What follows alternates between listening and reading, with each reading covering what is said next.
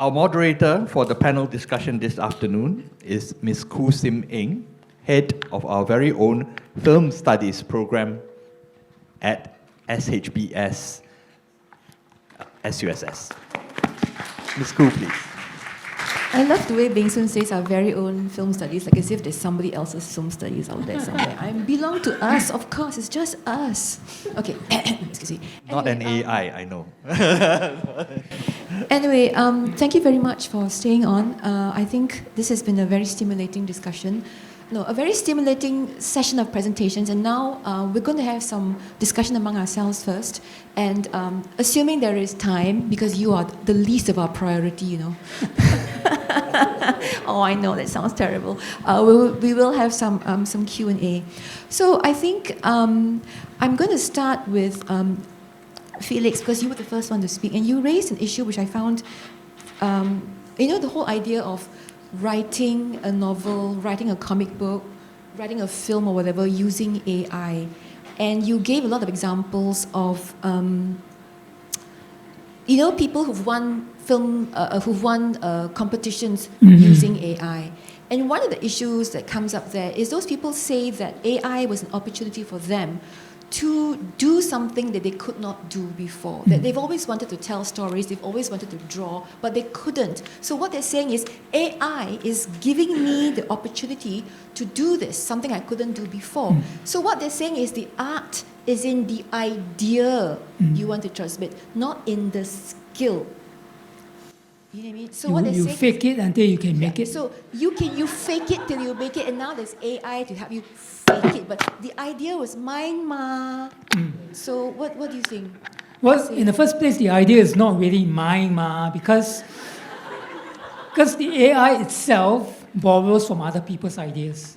So it's an idea of an idea of an idea of an idea of an idea of an idea. So it's a whole backstory of ideas that has led you to this point. So after a while, your pretension will show up, because how much of it can you use, and to get fame, yes, to get the number of likes, yes, but after a while, the fakeness of it will show you up. So there's nothing original there anymore. What you're just putting forth is something that has been processed and used before by other people. So it's not really original, quote unquote. So it boils down to, I guess, using AI intelligently, I suppose. Yes. Trying to make sure that you use it because it's faster, or maybe it can draw and you couldn't, but you still have to. The artist, you are still the artist. The human is still the artist. You still have to intervene. Yes, you still have to pay your dues. For example, the Beatles wouldn't have been the Beatles if they didn't do what Malcolm Gladwell calls the 10,000 hours of playing. You need to pay your dues. You need to go through the process of learning the craft, be good at it, in order to become a musician as they were, to be world-class musicians. So if you're just using AI consistently, you'll just be a pretender. You won't be called an artist, artisan, maybe. But that's the part that worries me, you see, because it's so easy now to make a film, to write a script, to write an essay, right, using AI, and then the students start telling you, I don't need to learn these things anymore, and this comes to you, because you were saying use AI to generate a rubric, to generate an exemplar, and then get the AI to market. Now, I've actually had an instructor tell me that a student got the AI to generate an essay for him, and then the student got the AI to grade it for him. And the AI told him, yes, it's great, it's very good. It has a thesis sentence, it has a top, blah, blah, blah, blah, blah, blah. It's very good. So then the student complained, why didn't I get an A? The AI said it's an A, why you didn't give me an A? You know what I mean? And how? So that is when human judgment comes into the picture. I actually asked ChatGPT, the free version, because I teach at the university level, right? So I asked ChatGPT to write an essay. I asked it to do what I asked my students to do. So it's supposed to be an essay, and then after that I brought in the essay, and then I gave my class to critique it actually, using the rubric that I provide. So we were debating, so I put them in groups. Okay, in your groups, please discuss, and then relate to the rubric. I flashed the rubric on all the screens, and then they had to discuss, and then together we consolidate our viewpoints, and then we decided to fill this essay. So it was an analytic rubric. So I was going through with them, what do you think, blah, blah, blah, and then it's clear failure quality. Yeah, so then I told them, this is written by ChatGPT. Yeah, so I think it needs to be facilitated. We also cannot take things at face value because ultimately humans exercise critical thinking, right? So we need to evaluate the quality of the output. So through the little classroom activity that I wanted to do, I was trying to clarify what is expected from the assignment while bringing in an exemplar, and in this case it is AI generated. So I think that humans cannot be replaced, and it is also the role of teachers to have our subject expertise to guide students in really having this more rigorous academic training. I'm very glad to say you say that humans cannot be replaced because I have great worry about that. But you know, we keep saying this, and every one of the speakers has said that in a various form or other, the human cannot be replaced. But you know what? I'm worried because I feel that sometimes our students do not know that. The students do not know, and the students think that the AI can just do it, you know what I mean? So the students don't understand sometimes that, you know what, it looks good to me. The AI said it was great, it looks great, and therefore I think it's good. And I literally have had students give me essays, just dump it there on me, and after you prod and needle, they go, yeah, I fed it through ChatGPT, I fed it to know who all the free AIs out there, and then they feel it was good. And they're like, can you tell me that it's wrong? And they don't know, they can't tell. So that's an area I worry about. But the human is still important. I'm glad to hear that. Which brings me to you. Because you were talking about how you feel you are sanguine about your translation. You said you're so noble, you know. You said, it will benefit humanity. AI is so good. The translation is so good. But so this kecil community of translators and interpreters go out of a job. Never mind for the greater good. Tak boleh lah. You cannot say that. You know what I mean? What is it that you feel there must be something that translators and interpreters can do that AI cannot do? What is it that you need to do perhaps to save yourself, as it were? I mean, you accept that AI is faster in translating, but there must be something. I foresee some little areas where it might still be difficult to train the machine for, you know. Perhaps in maybe court interpreting, where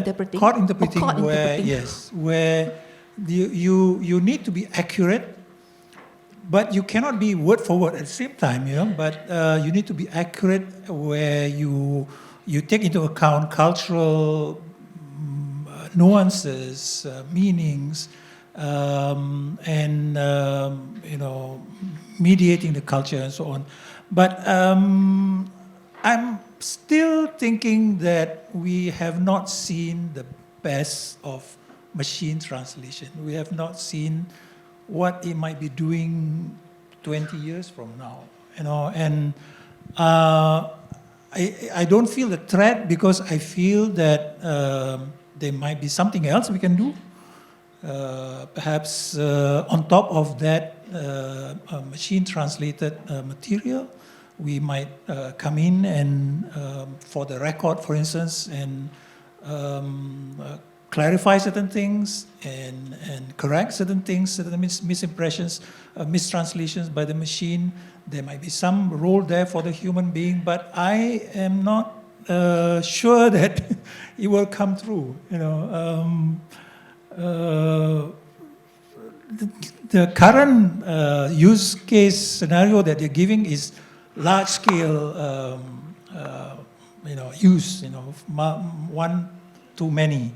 But there might come a day when even dialogue interpretation might be, you know, it might be surmountable by the machine. Sorry to disappoint you. Okay. Anyway, so. There's hope, I must believe that there's hope. There is hope, but I won't be surprised if I'm disappointed in the end. You are the one.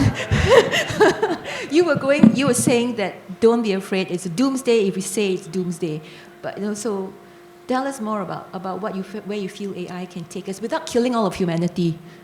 I've seen too many Terminator movies. You see, the very cliched, the very cliched term I think all of you would have heard is,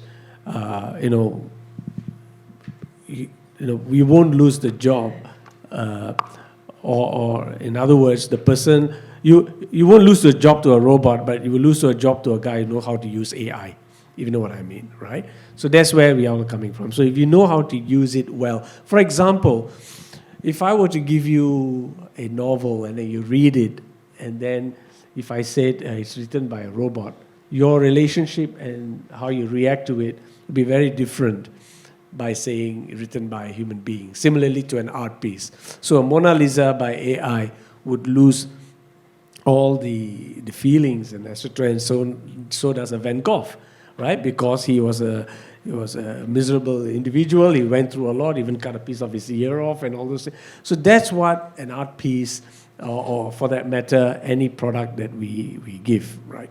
So that's where we are. So coming back to it, I think I would continue to say that, today we talk about student and teacher relationship. Education will change. So we should not a matter of use AI or don't use AI, or rather use ChatGPT or don't use ChatGPT. Because the scoring of A was more important than ensuring the student got the knowledge. Because if you take that as your precedent, then you will lose it. You would not want to be treated by a doctor who has put his thesis written by ChatGPT. No way. And similarly, in a lawyer, right? So I think we all are still in the discovery mode. It's too soon. Why we are talking about AI today, when the word was coined in 1955, is because in those days it was confined to scientists and labs. Today you get it on your smartphone. You download it. It's become, it's utilities, and it's become a commodity. So that's why we are excited. I tell you, you look at the questions people are putting in ChatGPT, very frivolous.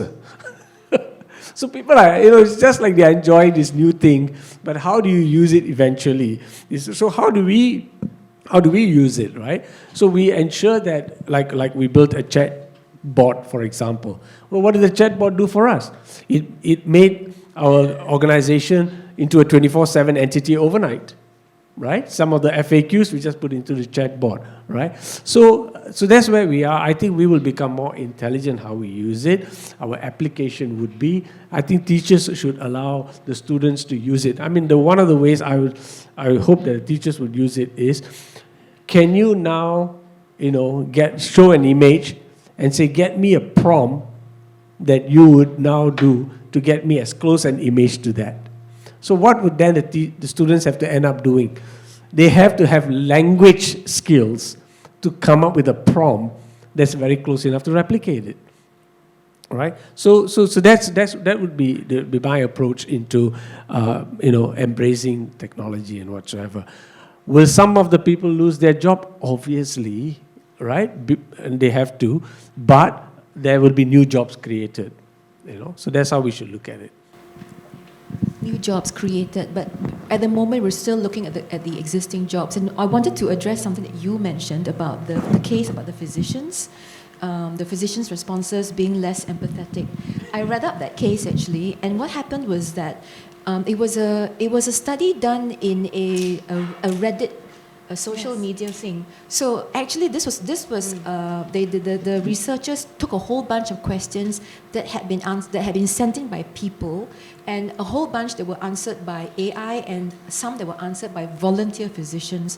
And what the researchers found was that the answers by the AI were longer and had nice little things like, I'm sorry, let me tell you things like blah, blah. They use the kind of sandwich method that we instructors at SUSS are taught to use. You say a nice thing, you put in the knife in between, then you end off on a nice note again. You know what I mean? Yeah. right? The machine isn't pressed for time, I guess. Yeah, but the machine isn't pressed for time exactly, whereas the physicians, the human AIs, they are very rushed. They're doing it in between because the poor doctor, he sees you for 8 hours non-stop, and then in between every spare moment he can get, and when he goes home and he's in the toilet bowl or whatever, he's writing on his little, trying to respond to you, so his answers are short and to the point, and therefore he doesn't have the time to do the manja, which the AI has the time to do. So I think this is one thing where AI is definitely going to. So I just wanted to raise that because I heard the gasp in the LT when you. It wasn't because the physicians were horrible. It's because the AI has the time that we do not have. Yeah, exactly, because we are all humans. And like I said, we will get tired, we will get frustrated. This is also a human emotion, right? So I think going forward, it is really how we leverage all these AI tools. I mean, maybe perhaps, I think in that paper, if I remember correctly, I think they were also saying that we can further explore how to partner with all these AI assistants, right? Perhaps to edit their responses and whatnot to prevent like clinical burnout and things like that. So similarly for teachers, I spend a lot of time giving feedback. And sometimes I wonder why my learners are not improving. Because I work super hard, I was like, but essay 1 to essay, don't know, n number of essay, are they really improving? I'm not quite sure. So Just look at the grade, then they toss the thing, never read. Yeah, exactly. That happens. Yeah. So it's not just the feedback, but what you mentioned is true. I think we are humans, and I think if we can partner with AI meaningfully, then we can free up time and space to really understand our learners at a more deeper level, or even meeting them for consultation, right? Because some learners, they prefer to talk, because when they read, they do not know what you are saying. Yeah, so I think when we really partner in a meaningful manner, then we maximize our efficiency and have this energy to attend to other tasks that need humans, right? So in this context, I think, this might be a way forward. And of course, they need to act on the feedback to really and to emphasize the feedback literacy. Learners need to act on the feedback. It's not us working hard, but they acting on our feedback and work hard equally. Thank you. So it's quite ironic, right? For creativity, the AI needs to be a bit mental, perhaps. I think someone said once, yes, the AI can write a novel, but the AI doesn't have childhood trauma. Yes. You know what I mean? But they're not sex addicts, drug addicts.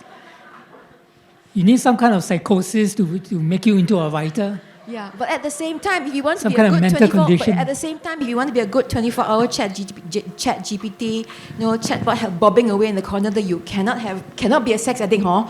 Yeah, okay. No, this you cannot get anything obscene or vulgar out of ChatGPT. Yeah. If you ask them to do it, they would not. So it's quite intelligent in that Yeah, I tried. in that sense. You try. Yeah, so in one of the iterations, I tried to create a sex scene. It refused. It downright refused. It just It's like says, an we are automatic not censorship allowed. board, is it? Sorry? It's like an automatic censorship board. Yeah, it's a self-censorship thingy. So it responds by saying that its algorithm does not allow it to create any pornographic or sexual scenes, and just leave it at that. It doesn't allow violence either, I believe. You can't make it do. It's very clinical, Tom and Jerry kind of violence. I mean, there's no gore. I mean, they don't describe guts spilling out. The intestines gently spilled out of the body. Yes. In a very Tom and Jerry, Agatha Christie way. And on that note, I think we should, before we all descend into sex addiction, I think we should. It's interesting, why? Yeah, got children in the room, no? Okay, let's now open, because I'm mindful that we have to keep to the time. Let's now open the floor to you. Oh my goodness, that was fast. Okay, I have some rules, some ground rules. Ask a good question, keep it short, and I don't want this. This is just a statement, not a question. I will shoot that down. Hello. Okay, that makes me hesitate. Okay, thank you very much. I am Xuelian Rachel Zhu. I'm a PhD candidate from NIE-NTU. Okay, I'm trying to shorten my question. I have a question for Mr. Bashar about incorporating interpreting practice, or I should say incorporating AI-assisted interpreting practice into our classroom, because as I know, SUSS has a time-honored program of translation led by Professor Xu. So, sorry, I have a short statement. This is due to my experience as a conference interpreter. To be frank, AI has become a very good friend for me in interpreting practice, at least in two aspects. First of all, the preparation for my terminology before any conference. As you can imagine, I might not be familiar with all the terminologies, but before AI, I had to do investigation case by case. But now I just write the right prompt, and then AI gave me right answers and give me right format for me to prepare any conferences. And second aspect, AI can assist me is while interpreting, AI can give me live transcription, which I can take a look from time to time for some terminologies or some numbers. So I have to say, AI is a wonderful partner in my interpreting practice. But I'm also a language educator, so I'm thinking about maybe in future we can develop a course which is AI-assisted interpreting. Mr. Bashar, you must know, we have machine-assisted translation, but it's unfair. We don't have machine or AI-assisted interpreting course. Why can't we introduce this into our education system? That's my question. How do you see the prospect and possibility of incorporating AI in interpreter education? One big difference between translation and interpreting, I think that's what you were referring to, is that translation, you have time. You can do a translation over days. And during those days, you can add in machine, PE, machine translation, post editing, and the human can come in and improve on the machine translated material. Whereas with interpreting, it's instantaneous, there and then. So at what point does the human come in? So it's difficult, I think, unless you think about records, as I was saying, improving material, machine-translated material for long-term record, that's something else. But for immediate use, you can, as you were saying, that's good. The automatic captioning helps the interpreter to keep up with the interpretation. But I don't know where the human, as far as I can see from the presentations in the videos, the human being is out of the picture altogether. And as far as interpreting courses, for instance, where do we put in the training for the students? Perhaps in preparing themselves for this sort of situation. Is it perhaps in training the engine for certain situations, training the MT engine, the automatic interpretation engine for certain situations, perhaps. But otherwise, I'm not sure. I still cannot see how the human can come in there. Back to your point. I don't know. Maybe for something like this, I mean, I speak as somebody who is neither an interpreter nor a translator. All I can think of is perhaps a human is more in terms of reading the situation, perhaps, but not actually the human comes in, the training comes in reading the situation, knowing how to deal with people. Yeah, that's the only comment I can offer on that. But I think let's move on to another question as well. Okay, I see two at the back.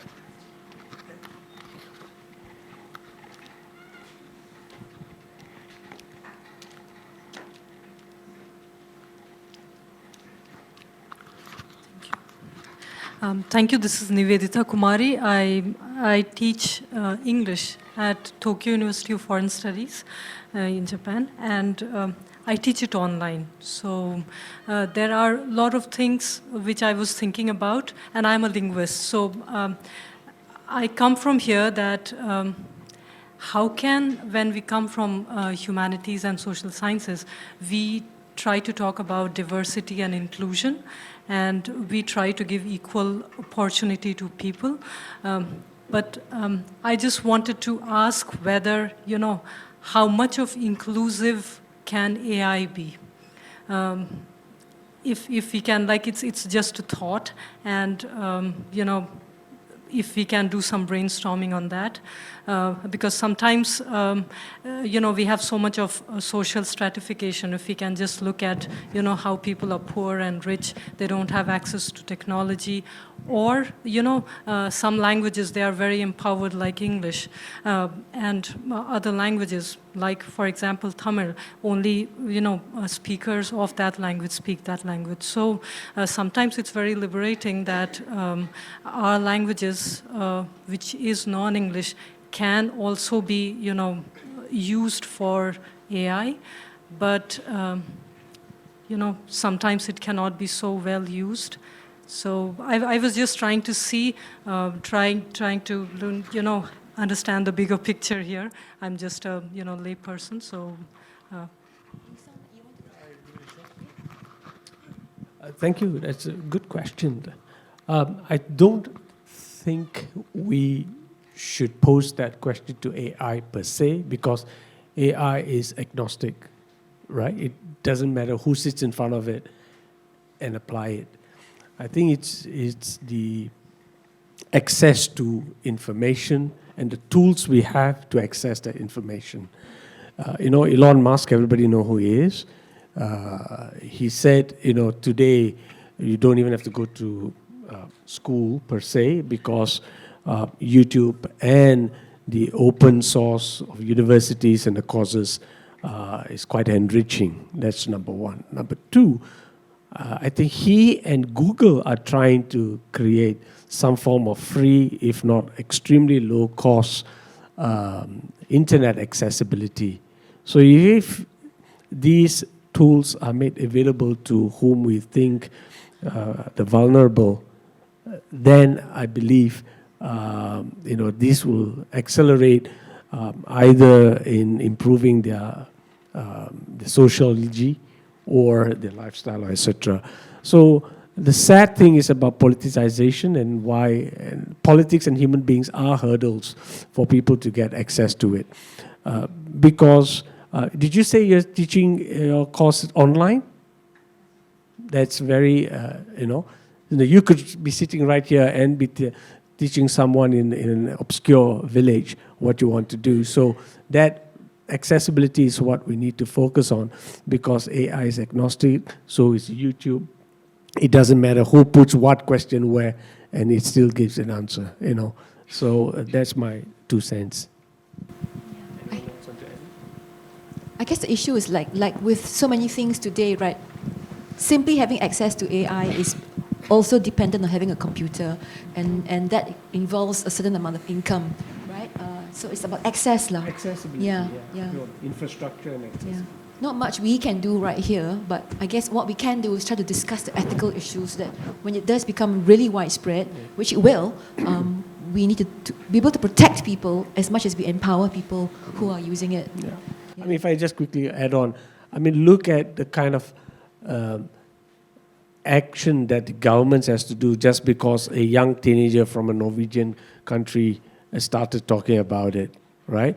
So the plights and the difficulties of whatever is happening, be it women empowerment, children in the workspace, or underage children working, or human or sex trafficking, is getting more exposure and profiling because of this thing. So, you know, in whatever way we can, I think we have to strive to ensure that these people have accessibility through the infrastructure. I think that would be very useful. Okay, I think Lauren, you had a question, right? Hi, I'm Lauren. I am an associate faculty with SUSS English language program. So I teach linguistics, but I'm very interested in creative writing. So I have a question for Mr. Felix Chong. First of all, thank you very much for your presentation. It was very fun. Yeah. So I have seen a lot of concerns online related to creative writing and generative AI. So some of them being like, you can take, if you input someone's writing into ChatGPT, for example, then if you don't like the way someone has written a story, for example, then you can ask ChatGPT to rewrite the ending for you. Or you can even train like AI on someone's writing and say, can you write me a new story that will look like this author wrote it? And so I was wondering, as a writer who kind of embraces the use of AI in your writing, do you feel that AI has undermined like the creative control over writers in that regard, or is it just something really inevitable? Because like as a writer, you could say, well, it's not going to be as good, but for a reader, it might not matter. Like readers still will take that and enjoy that. So I was really curious about your thoughts on this. Well, even before ChatGPT, there's really been quite a big corpus of fan fiction. So there are a lot of Harry Potter wannabe writers who create their own stories around Harry Potter. So it's really not anything new. So I can feed it my own poems and ask it to write another version of it. But it would just be fan fiction. So it's not really authentic to that particular author. So let me cast your mind back to something that Walter Benjamin said once in his article in the 1930s about art in the age of mechanical reproduction. He said that when you come before a work of art, like the Mona Lisa, there's a certain aura to it. So you can get someone to reproduce the Mona Lisa 1,000 times, but it won't have the same quality of engagement with the audience. It's very fakish. So in the same way, ChatGPT can imitate my writing, can imitate Haruki Murakami or whoever you want, but it doesn't have the same intensity of engagement, the human insight into the human condition, because ChatGPT doesn't have that. It can imitate, just like a parrot can imitate human speech, but a parrot can't tell you anything interesting beyond what it was taught. Yeah? So it's the difference between imitation and being authentic. Does it make sense? Yeah. Can I Thank also you. chime in here? Yeah, because from the consumer point of view, right? When I think both speakers have mentioned, when you see or view or read a work created by real human, the intensity of the emotions will differ. And from the creator points of view, I mean, I dabble in some creative writing myself, so I felt that if I use ChatGPT, it really takes away the joy of writing, or the pain of writing, in that sense. Yeah, because when we write, it's like playing sports, or singing or whatever. We are trying to express some emotions, or maybe get some relief out of some stress in our daily life, right? So when we use ChatGPT, today is mid-autumn is coming, right? So this morning I sat there, okay, I will ask ChatGPT to write a poem about moon. That's what I really did this morning over coffee. And then I read it, and I was like, okay, that's it. What am I supposed to do with this? So like the reading and the writing part, the joy, the human emotions are detached, from this context. So I think the purpose of why we are doing that is important, as well as the ethics. Yeah, because if it's written by whatever AI tool, the declaration and whatnot, I think, and also whether we are infringing on some legal stuff, right? I think that needs to be further clarified, perhaps, the implications. Speaking of ethics, there were a few books that you put up there. I went to look it up, and there was one guy who, he published a whole bunch of poems using ChatGPT, and when you go and look at it on Amazon, there's actually a page there that says, nothing here was developed by me, I wrote nothing, but each page has got a grey box with prompts that he wrote. And those are the prompts that were used to generate the poems. And he had maybe he had to, but he had the gall to say, no poems may be reproduced without permission of me, and he puts his email address there. And I was like, what? And I realized that he feels that because he put the effort into the prompts, so he should be rewarded for it. Write a poem about a bunny that hops over the moon, and make sure the bunny speaks with a French accent or something like that. And then he gets credit for that. So it's become a new sort of creativity where I get copyright for the prompts that I wrote. Actually, I read some of the poems. They're pretty rubbish. I know, right? It's like, Go and find them. They're on. Just go on. What was it called again? A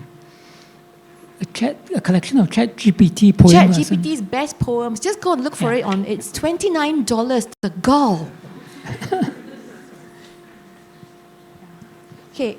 We have like 2 minutes, so there's something a super fast question. I see a hand at the back. Yep. Hi, inside Lance job, this Dubose. one. I'm a lecturer at James Cook University. And for Mr. Cheong, first following from what Lauren said, did you actually try to train the ChatGPT on your own writing to get it to approximate your voice? No, I haven't tried. Although I tried feeding it my own poems and asked it to analyze the poems.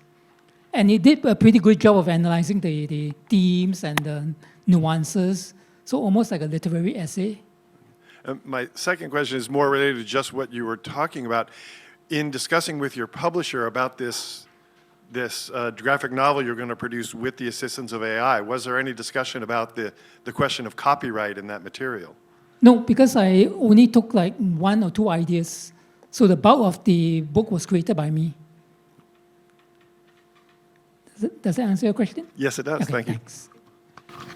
Okay, so I guess to sum it all up, artificial intelligence is here to stay. Be afraid, but also be not afraid. Adapt, learn to use it ethically, preferably. Learn to use it responsibly, learn to use it meaningfully. What else? Think of the benefits. It will do a lot for us. It will replace some jobs, but it will also make some jobs better. You know what I mean? And we all have to adapt. I think, darn it all, is not going to go away, so all we can do is live with it, you know? Anybody wants to have last words? Quick, quick, quick. We have like 30 seconds. Be human. Be human! Okay, so on that note, thank you to all the panelists.